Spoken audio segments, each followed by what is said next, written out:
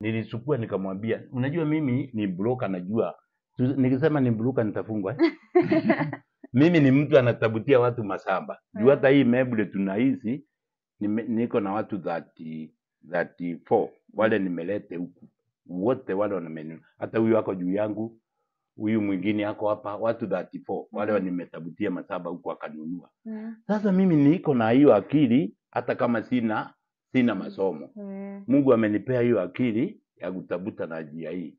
Sasa juu ukinunua utaniwasia utanipea kitu kadogo. Huyo mwingine anipea kitu kadogo. Nimejenga boma yangu ama sijajenga. Nimekaa kama wale wengine Mebre ama sijakaa. Sasa mimi Peter nilimshika mkono kwanza. Msale ya kwanza. Wakati alipata msale ya kwanza nilimwambia Peter kuja. Nikamshika mkono hivi. Pesa ya kwanza mimi nakwambia nikiwa mbele ya Mungu. Nikampeleka Matu. Nikamwambia hii mashamba inauzwa hapa.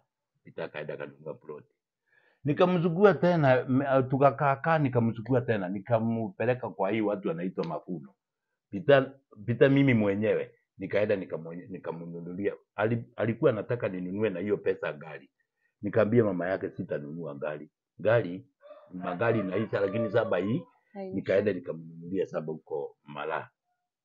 50 by 100 iko hapo Mara. Nikarudi tena nikajikamua nikaenda hapa Juja Farm. Pesa ya Peter haikupotea vile watu wanasema Peter alikula pesa alifanya, haikupotea juu nilienda naye nikamnunulia plot nyingine. Tunaelewana?